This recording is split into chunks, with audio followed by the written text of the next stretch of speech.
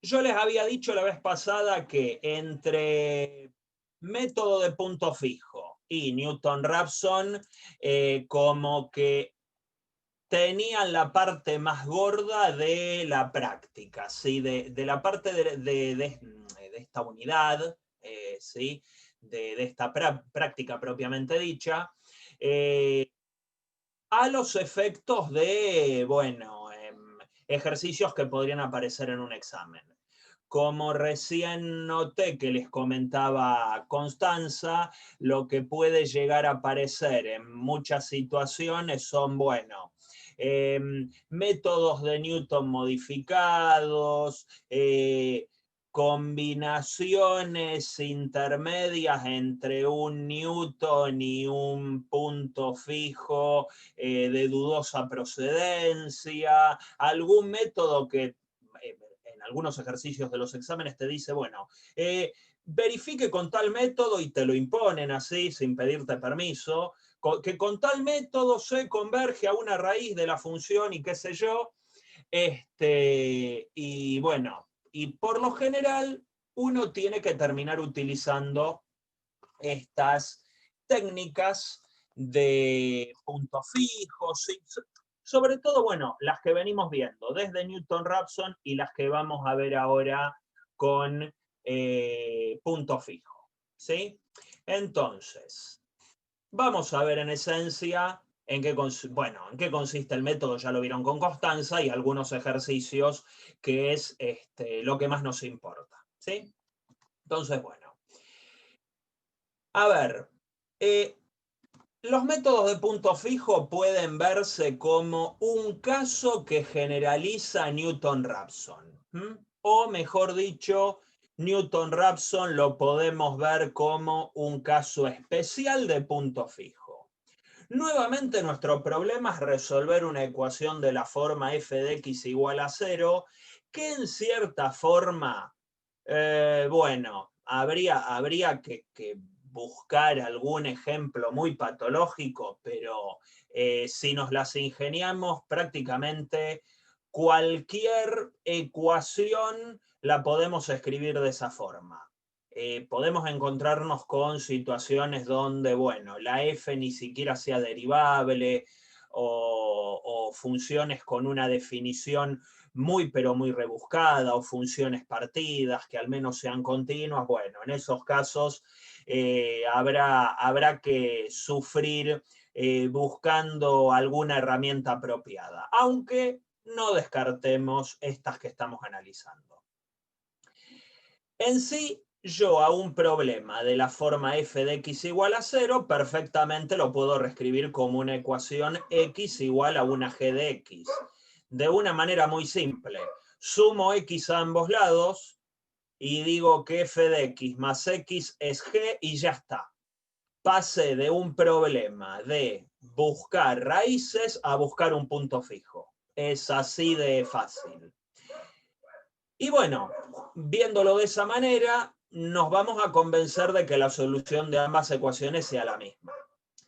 Ahora bien, volviendo al problema inicial, tenemos que resolver cuando f de x es igual a 0. Y ponele que nos dan una ecuación así, cúbica, que tampoco es de las más difíciles, pero ¿cómo hago para armarme esta función g? Porque eso que les dije de sumar x a ambos lados es una posibilidad, pero no la única. A la g yo me la puedo armar despejando de acá, de la ecuación inicial que me dan, con el fin de dejar una sola x a uno de los lados de la igualdad. X igual a lo que me haya dado todo el despeje que yo hice. Entonces, por ejemplo, si decido dejar esta X que está acá en el medio, ¿qué tengo que hacer? Paso el 2 sumando a la derecha, por ejemplo. Paso el 2 sumando a la derecha, el X al cubo restando, y como la X está multiplicada por 3, divido por 3 y ahí tengo una posible G.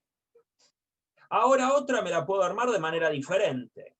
Nuevamente paso el 2 multiplicando y acá me va a quedar x al cubo más 3x. Saco la x de factor común Esa x que saqué de factor común me la quedo en la izquierda y paso dividiendo el x cuadrado más 3 del otro lado. O también puedo hacer una cosa como esta. La que me guardo es la x al cubo. Paso 2 menos 3x y luego paso la raíz cúbica. Y a ver, ¿son los únicos despejes posibles? No, puede haber muchísimos más.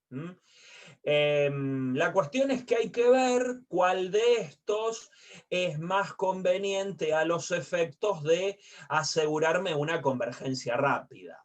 Como bien les dijo Constanza, bueno, ante tanta diversidad de opciones, vamos con Newton-Raphson en un caso así y no nos hacemos tanta mala sangre. Pero hay muchos ejercicios donde, bueno, nos piden, por ejemplo, comparar con distintas funciones G con cuál nos aseguramos la convergencia o con cuál nos aseguramos un intervalo mayor donde exista convergencia. Entonces puede ser relevante hacer un despeje correcto. Entonces, bueno, ahí tenemos varias opciones. Entonces, tenemos acá algunos resultados que me imagino que con Constanza los estuvieron viendo, donde tenemos un intervalo AB, intervalo que no necesariamente tiene que ser acotado. Uno acá, tengamos en cuenta, usa el término intervalo eventualmente para semirrectas. Alguno de estos, A o B, bien podría ser infinito, ¿sí? Así que acá quizás tomamos una acepción libre del término intervalo donde quizás esto, bueno, perfectamente puede ser una semirrecta. Si tenemos una función g que va del intervalo en el intervalo, y ojo que eso no es un dato menor, que además es continua, entonces tiene por lo menos un punto fijo. Sobre todo si nosotros consideramos, bueno, acá quizás sí vale la pena aclarar que el intervalo I corresponde que sea acotado, porque si fuera el caso de una semirrecta, como les dije recién, esto no tendría por qué pasar. O sea, puedo encontrar una función que siempre esté por arriba o por abajo su gráfico de la función identidad para toda una semirrecta, y esa función nunca toque a la recta igual a x. Cuando una función toca a la recta igual a x es porque alcanzó un punto fijo, ¿sí? Su valor de imagen es igual a su valor de dominio. Eso es un punto fijo. U otra forma de definir un punto fijo. Por otro lado, si G va de I en I, y además es derivable, y además su derivada en módulo está acotada por un número más chico que 1, entonces decimos que G es una contracción. Existe un único punto de G en I. Entonces, ahí decimos que G es efectivamente una contracción. Y bajo las mismas condiciones de derivabilidad, suponiendo que G es derivable en este conjunto, bueno, tenemos una cota bastante interesante para el error en el paso n. Acá, bueno, está la gracia de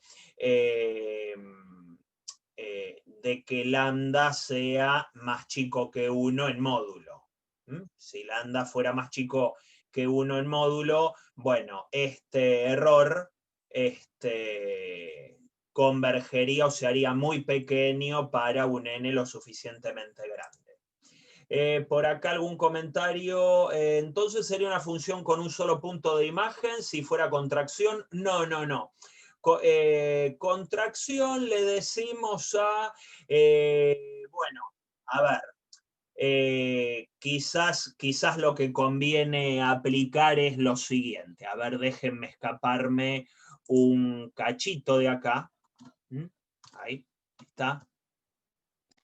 Por ejemplo, no, cuando me refiero a contracción, a ver si me deja.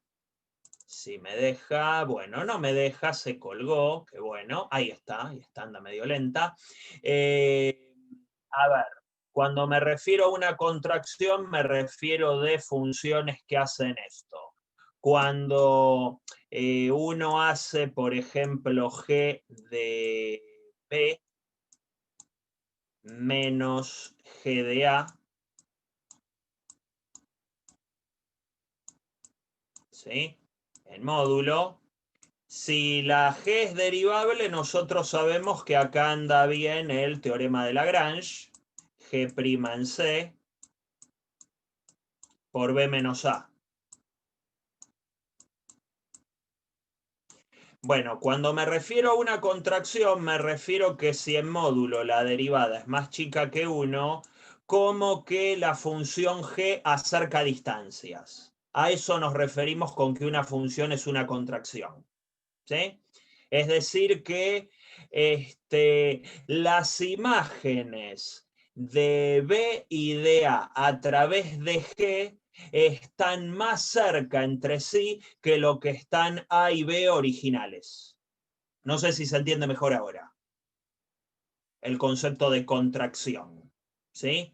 A eso nos referimos con una contracción. Es un término que aparece mucho en teoría, bueno, de espacios de Banach, si les da por el palo de las ecuaciones diferenciales. Bueno, sí, obviamente, Gastón, tiene que ver con la condición de la constante de Lipschitz, sí, obviamente. Muchas veces basta con, o sea, quizás la condición de derivabilidad de la G es un poquito fuerte, quizás alcance con alguna condición tipo Lipschitz acá. Pero bueno, en la constante de Lipschitz tendrías que asegurarte que sea más chica que 1. Pero sí, tiene que ver con eso. Entonces, bueno, si esta función G tiene la propiedad de acercar las imágenes, acercarlas en este sentido, ¿sí? Que las imágenes de A y B estén más cerca relativamente que lo que estaban B y A originales, entonces, bueno, ahí hablamos de una contracción. Y eso, o sea, trabajar con funciones u operadores, más adelante quizás les toque ver en alguna materia algún tipo de operadores lineales, donde además conviene que acerquen distancias, como pasa en este ejemplo.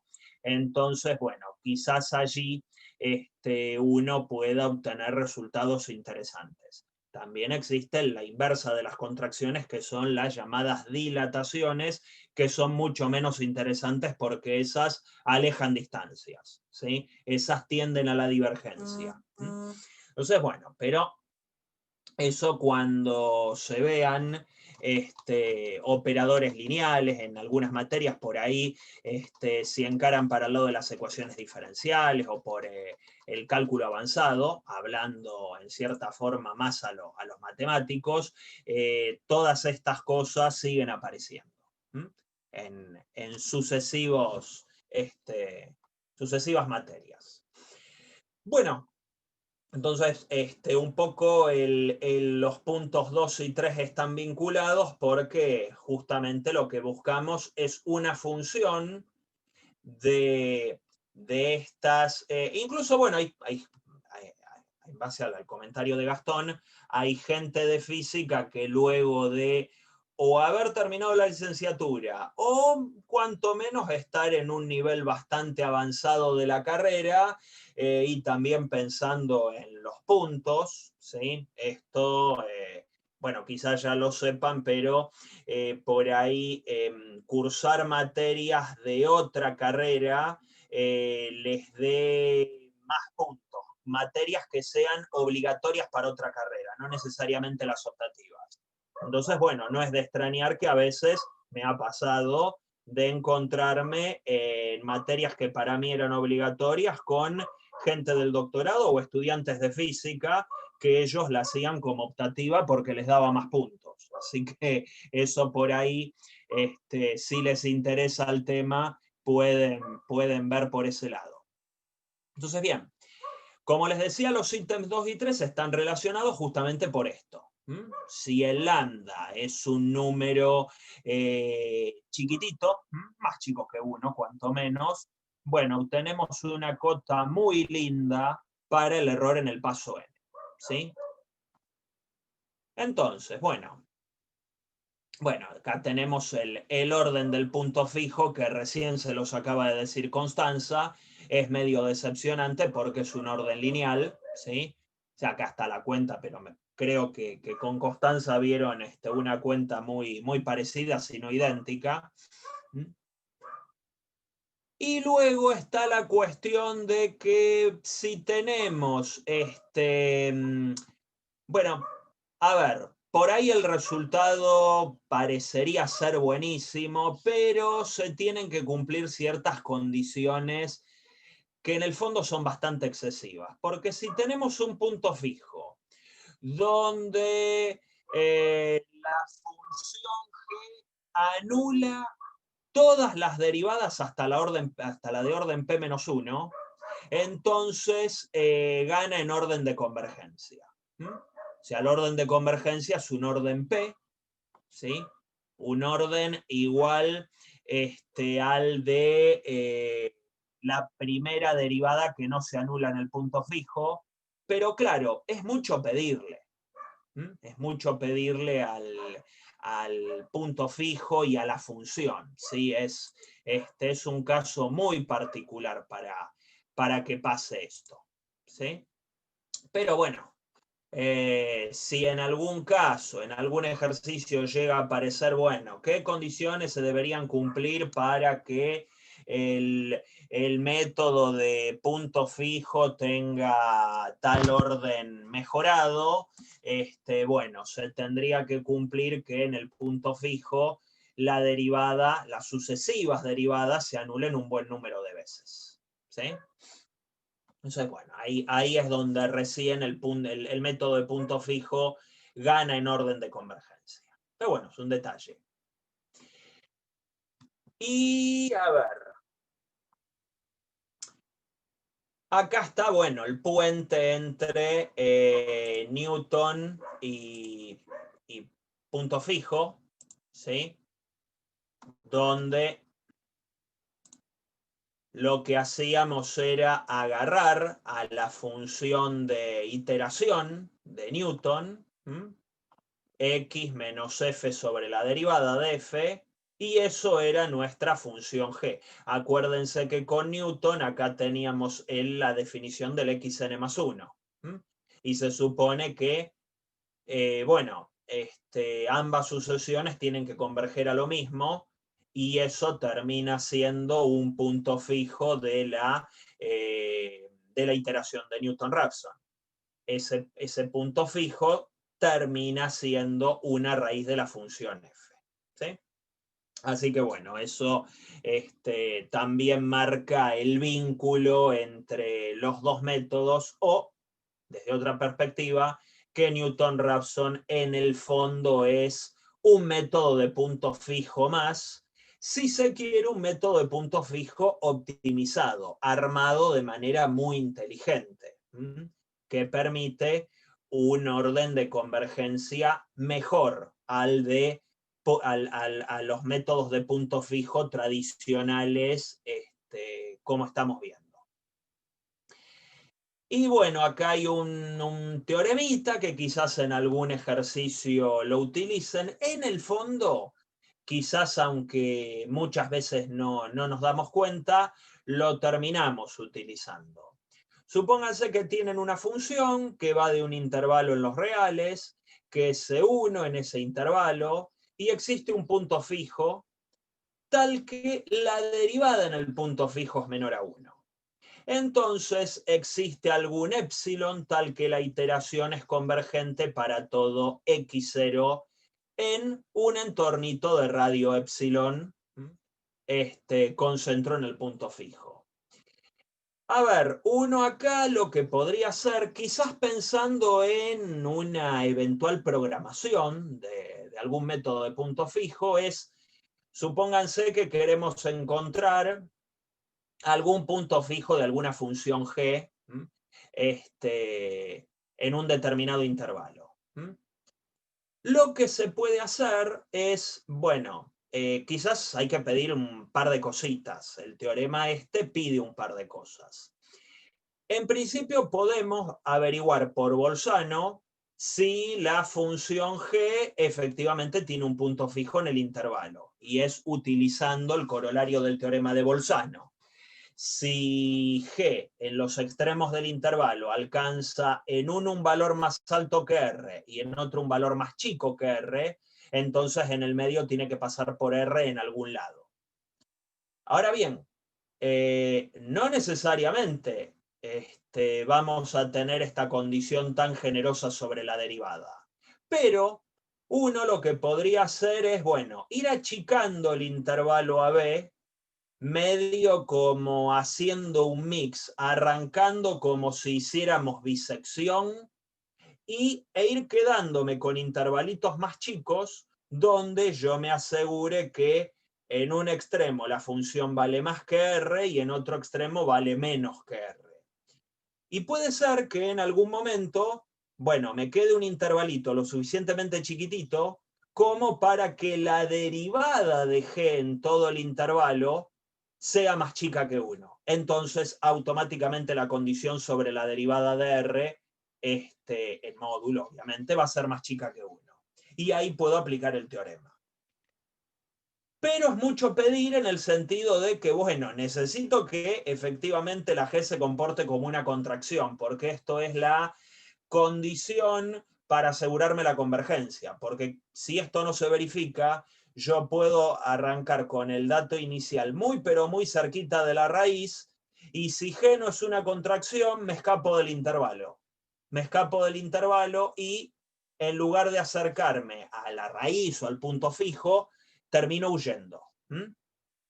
Esto por ahí en física o en algunas aplicaciones suelen hablar de puntos sumideros y puntos fuentes, ¿sí? Uno con estas condiciones siempre está buscando que el punto sea sumidero, acercarme al punto atractor, no escaparme.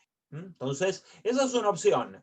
Si yo estoy trabajando en un intervalo donde, bueno, si la derivada es más chica que 1 en módulo en todo el intervalo, es un golazo, porque en particular va a ser más chica que 1 en la raíz. Ahora, si no, bueno, si es más chica que 1 en algún tramo, podría ver si dentro de ese tramo está metida la raíz, ¿sí? Para eso tengo que achicar el intervalo, bueno, puedo arrancar haciendo un poco de bisección al principio para achicar el intervalo, ¿sí? O sea, es una idea como para que vean que puedo hacer un blend de métodos, ¿sí? Aplicando un término gastronómico. Entonces, bien, sigamos. Bueno, acá tenemos un ejemplito. Bastante simple, con la función coseno. Búscale el punto fijo al coseno, que en principio yo hice el gráfico y lo tiene por acá.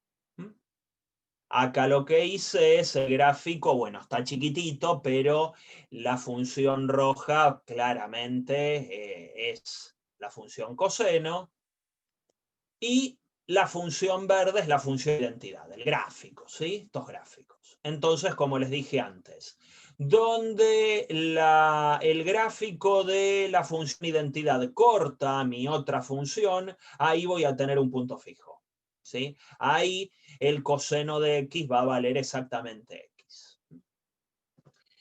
Bueno, yo lo que quiero ver es que esta función tiene alguna raíz en un intervalo conveniente. Ahora andás a ver a qué nos referimos con intervalo conveniente. Bueno, primero planteo un problema de punto fijo. Obviamente que esto también puede salir por Newton-Raphson, lo pueden plantear y quizás comparar, a ver qué es lo que ocurre, ¿sí? Con qué velocidad Newton-Raphson llega a la raíz y con qué velocidad llega este método. Al menos, bueno, cuántas iteraciones necesitaría para que el error sea menor que tanto.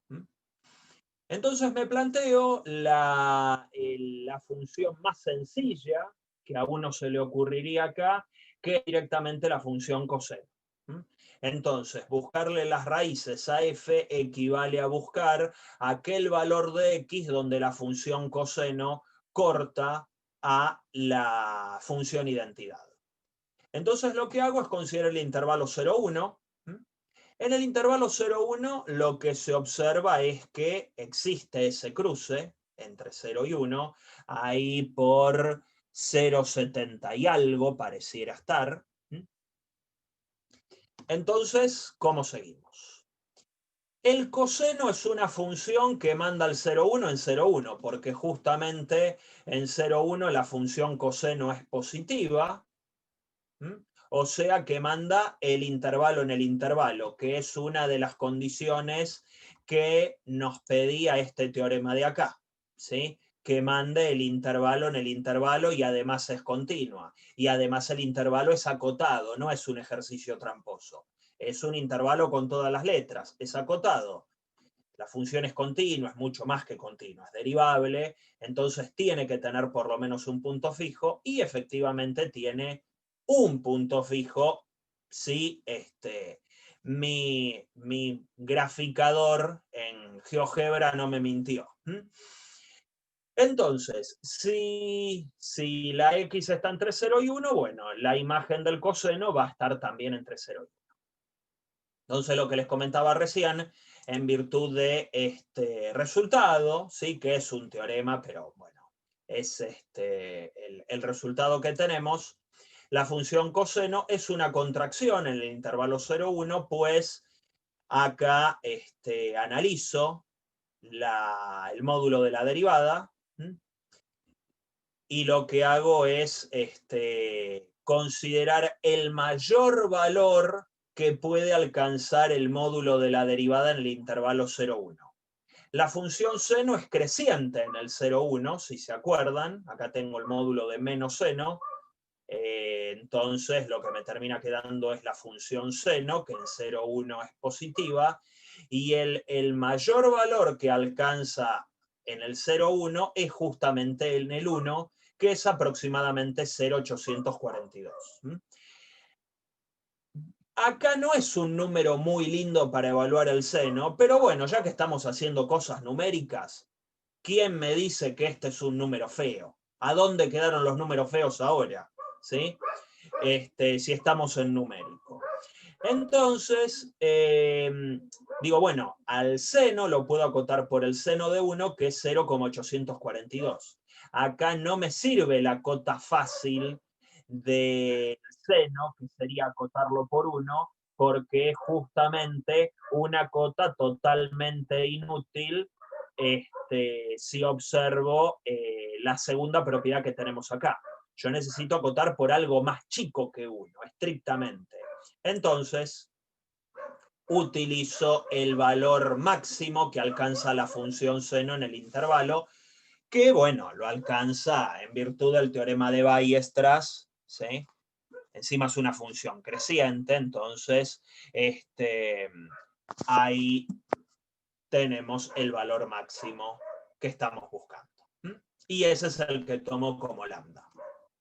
Entonces, bien, con esto uno puede concluir que la función coseno es una contracción, manda el intervalo en el intervalo, así que están dadas todas las condiciones necesarias para que el método de punto fijo converja a la solución. ¿Sí? Siguiendo con el mismo ejemplo, a uno le pueden pedir ¿para qué n, para qué orden o paso el error es menor a 10 a la menos 8? Puede haber un ejercicio que nos pida eso. ¿Sí? ¿Cuántos pasos en la iteración habría que dar? Y esto es interesante por ahí cuando se pongan a jugar con la compu, con el Python, a ver, para comparar métodos. ¿Cuántos pasos tengo que dar con punto fijo para que el error sea menor a 10 a la menos 8? ¿Y cuántos tendría que dar, por ejemplo, haciendo método de bisección, o regula Falsi, o Newton-Raphson, y ver cuál es el mejor. Nuevamente empleo el resultado 3, que es este de acá, que me permite establecer una cota para el error. Como yo ya sé que la función es una contracción y va a converger al punto fijo, y nosotros tenemos justamente el valor de lambda, que es el seno de 1, o algo un poquitito más grande que el seno de 1, a eso sí lo acoté. Entonces yo lo que hago es trabajar con esta fórmula. Fíjense que como estoy trabajando en el 0,1, bueno, x0 menos x1, yo sé que ambos van a caer en el 0,1, así que la máxima distancia que puede haber entre estos dos es 1, así que este módulo lo acoto fácil por 1. Y luego me tengo que pelear con esto que depende de lambda, pero el lambda ya lo tengo. Entonces hago algunas cuentitas y busco el n tal que esto sea menor a 10 a la menos 8. Entonces, bueno, lo que hago acá es despejar el n, aparecen logaritmos obviamente porque la n está en el exponente. Fíjense que en algún momento la desigualdad se da vuelta. La desigualdad se da vuelta por el pasaje de números que hacemos acá, ¿sí? Pasamos dividiendo por algún negativo. Entonces uno observa, bueno, son logaritmos de números muy chiquititos, así que nos termina quedando un cociente de negativos, y aproximadamente tenemos que este número da más o menos 117, 117 y pico. Podemos decir que a partir del término 118 de la sucesión de punto fijo, que la tenemos acá, el error será menor o igual a 10 a la menos 8. Y se supone que a partir de ahí se seguiría achicando, ¿sí?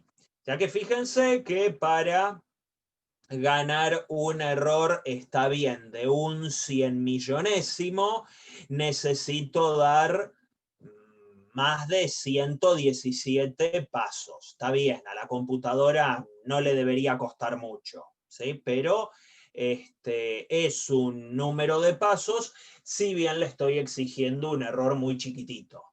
A veces uno se conforma con un error más grande. ¿Se entendió el ejemplo? ¿Se entendió el ejercicio? ¿Alguna duda? Luego será cuestión de pedirle a la computadora, bueno, a ver, búscame el punto fijo, ¿sí? Esto es el tanteo previo. Quedarnos tranquilos con que el método va a converger y, bueno, si nos conformamos con un error como le podemos decir a la computadora cuándo parar. Porque para eso buscamos esta cota del error. Entonces digo, bueno, que pare la computadora cuando el error sea menor a 10 a la menos 8.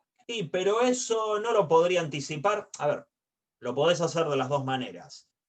O que el mismo Python chequee cuál va siendo el error en cada paso, y en un momento, cuando el error es más chico que un valor umbral, frena y te tira el resultado. O bien lo podés anticipar vos previamente, ¿sí? Son las dos opciones.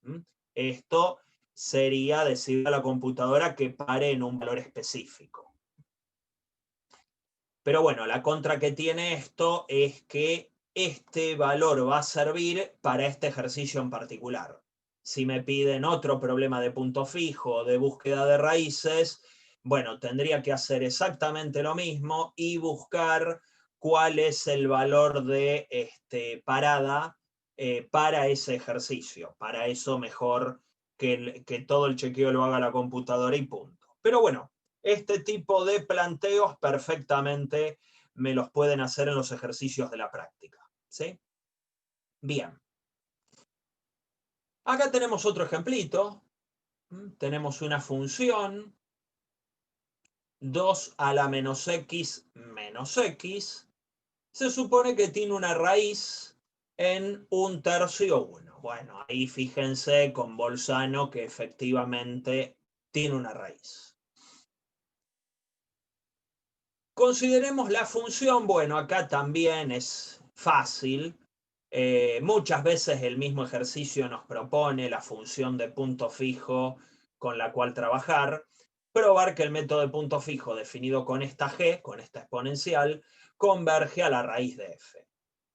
Entonces lo que uno observa es que como g es una exponencial o composición de exponencial con lineal, es c infinito, o sea, es una función buenísima en todo R, pero en particular en el intervalo de nuestro interés.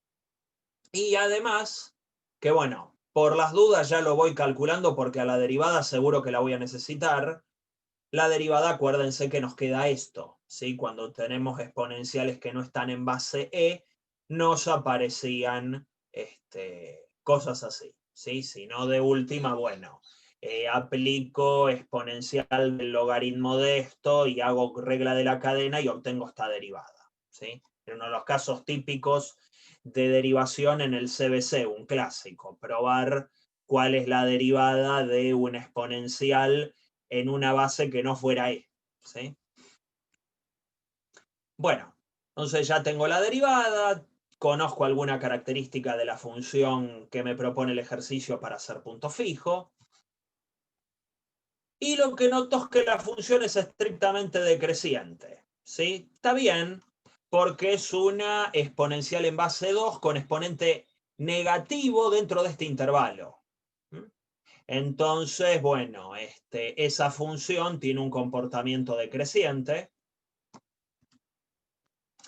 Y lo que quiero ver es si es una contracción, es decir, que la imagen de ese intervalo cae adentro del intervalo. Entonces, como es decreciente, en un tercio me tendría que dar el valor máximo y en uno me tendría que dar el valor mínimo. Y por suerte, en un tercio, la función g da más chica que 1, da más chico que el extremo superior del intervalo, y en g de 1 da un medio. Da más grande que el extremo inferior del intervalo. Entonces, g no solo manda al intervalo i en i, sino que lo mete adentro. ¿Sí? Esta inclusión es estricta. Ni siquiera se tocan los bordes del intervalo imagen. ¿Sí?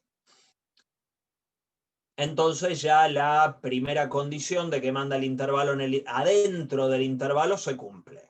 Por otro lado, es una contracción, porque, bueno, la función g' en módulo es menor a logaritmo de 2, ¿sí? Nuevamente uso que 2 a la menos x es decreciente y toma valores más chicos que 1 dentro del intervalo, el 2 a la menos x, y el logaritmo de 2 es un número estrictamente más chico que 1, así que ese me sirve como lambda. Con todo eso puedo concluir que el método converge a un punto fijo que va a ser raíz de f. ¿Sí? Y acá, bueno, esto es parecido al anterior, este se los paso de tarea, si lo quieren pensar. ¿Cuántos pasos habría que hacer para asegurarme que el error sea menor a 10 a la menos 10? Si es un error mucho más chiquitito que el del ejercicio anterior, bueno, hay que hacer un planteo similar, ¿sí? Utilizar esa propiedad, ¿sí? Esta que tenían por acá, el resultado 3, esto, justamente, y pedir a ver qué condiciones se deberían cumplir para asegurarme un error de 10 a la menos 10. ¿Sí? Bueno, ¿alguna duda con los ejercicios? ¿Se vienen entendiendo?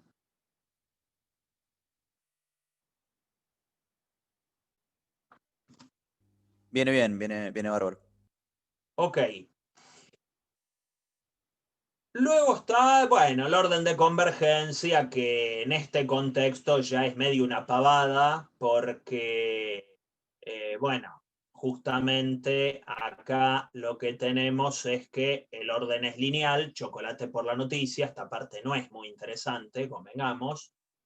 Entonces, se supone que si tengo el cociente de los errores, que me da igual a, bueno, este término que proviene de la constante del teorema de valor medio, que tiende a G' en R. Bueno, ahí tenemos justamente una de las condiciones que también se pedía en ese teorema que yo les había dado antes, ¿sí? Como R es un punto fijo que está entre 1/3 y 1 adentro del intervalo, indudablemente esto no solo va a ser distinto de 0, sino que va a ser, en este caso, más chico que 1. ¿Sí? Entonces, bueno, en esta situación tenemos también ese resultado, aunque yo mucho no lo destaqué, ¿sí? Simplemente marqué que el orden es lineal, pero bueno, eso ya lo sabían desde la teórica, es la tercera vez que lo decimos, ¿sí? Y ahí tenemos la relación entre las dos funciones, nuevamente 2 a la menos x, y la función identidad. Tenemos, bueno, 1/3 más o menos por acá, entre 0,2 y 0,4, y el 1, y en el medio, ahí tipo 0,60 y pico, ahí tenemos el cruce de las dos, ahí está el punto fijo, el sitio donde 2 a la menos x es igual a x, y por lo tanto donde nuestra función f se anularía. ¿Sí? Entonces, bien. Bueno, y luego tenemos este caso, donde hacemos ligeras adaptaciones de las condiciones. Este ejercicio lo puse porque, bueno, hay que hacer algunos retoques en algún lado porque, bueno, no siempre el intervalo donde uno se puede asegurar la convergencia es el ideal, entonces conviene retocarlo un poquito. Supongamos que tenemos esta función, polinomio de grado 4, establecer un intervalo semirrecta para que el método de punto fijo determinado por esta g converja a una raíz positiva de f. ¿Sí? Acá nuevamente el ejercicio me impone una función de punto fijo. Podrían agarrar otra, ¿sí? ¿Qué sé yo? No sé si hay alguna otra función de punto fijo que se les ocurra agarrar. Acá trabajo con esta, pero podrían hacer la prueba y decir, ¿y si agarro otra, si me armo otra función, a ver qué ocurre? ¿Qué otra función de punto fijo podrían agarrar acá? ¿Se les ocurre alguna que no sea tan rebuscada? O sea, como rebuscada está esta, pero ¿habrá alguna menos rebuscada? X a la cuarta menos 2. Y, por ejemplo, sí, es claro, es la que elegiría cualquiera de nosotros naturalmente. Habría que ver si esa función cumple esas condiciones tan bonitas de, bueno, de comportarse como una contracción cerquita del punto fijo. Pero como para arrancar, podría andar bien, ¿sí? 2 sobre x al cubo menos x. Bueno, esa es más elaborada, habría que chequearla, pero también puede hacer. ¿Sí? También puede ser, ¿sí? Ah, ok. Está bien, bueno, habría que ver, ¿sí? Habría que ver, perfecto. Entonces, bueno, acá el ejercicio me impone esta.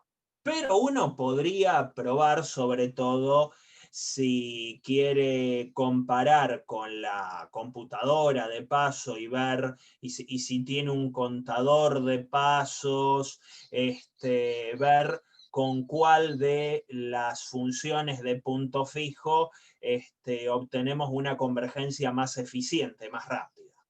Pero bueno, acá el ejercicio me obliga a utilizar esto.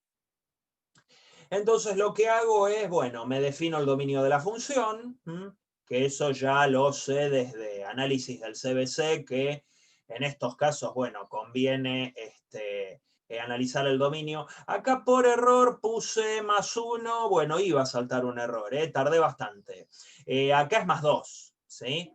O sea, acá lo que ocurrió es, pasó el x más 2 sumando para el otro lado y raíz cuarta. Entonces acá debiera decir más 2. ¿Sí? Luego se los corrijo. Entonces, bien.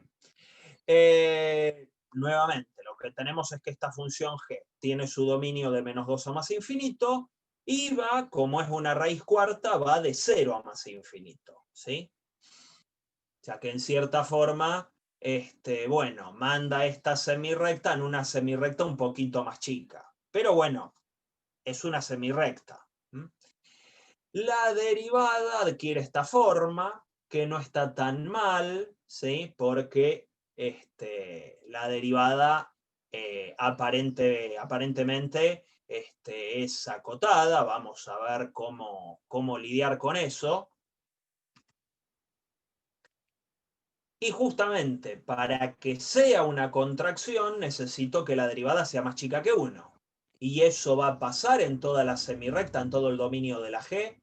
Bueno, me planteo la expresión de la derivada que habíamos visto antes, pasa al denominador multiplicando para el otro lado, despejo y me queda que para que pase esto, para que la derivada en módulo sea más chica que 1, necesito que x sea mayor a este numerito que está dentro del dominio de la función g. Lo llamé q a ese número simplemente para aliviar la notación, y ese número es más o menos menos 1,84 y pico, sí que está dentro del dominio que arranca en menos 2, va de menos 2 hasta más infinito. Ahora bien, está claro que G manda la semirrecta que arranca en Q, que es un poquito más chica que el dominio real de G, manda esa semirrecta en la semirrecta que va de 0 a más infinito, porque las imágenes de G van de 0 a más infinito. Y eso en particular está incluido en la semirrecta que arranca en Q. ¿Por qué? Porque Q es un número negativo. O sea que a esta semirrecta se le agrega un cachito. Eso indica que G manda esta semirrecta en esta semirrecta. O sea que, en cierta forma, manda este conjunto en este mismo conjunto. Es más, incluso podemos decir que lo mandan algo más chico, pero lo importante es que manda el conjunto en el mismo conjunto. Acá hay que tener cuidado porque la derivada en este numerito que está acá vale exactamente 1. Y yo lo que quiero es que la derivada en módulo, igual acá, bueno, no tomé módulo porque la derivada es positiva, ¿sí? La derivada esta es positiva.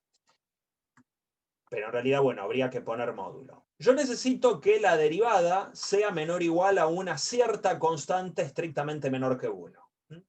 Entonces, es válido achicar el intervalo un poco. Entonces, incluso, a ver, acá yo decidí seguir trabajando con semirrectas, pero lo que pueden hacer es achicar el intervalo no un poco, muchísimo, y terminar trabajando con un verdadero intervalo.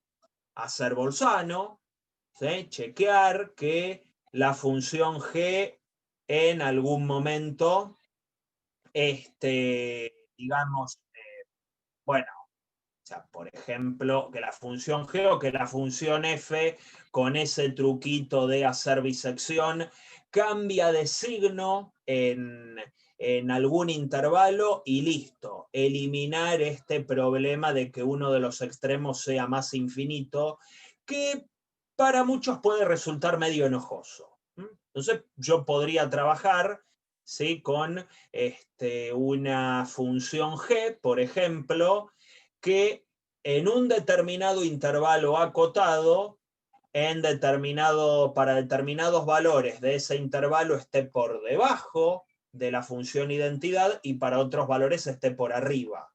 Eso quiere decir que en el medio hay un punto fijo.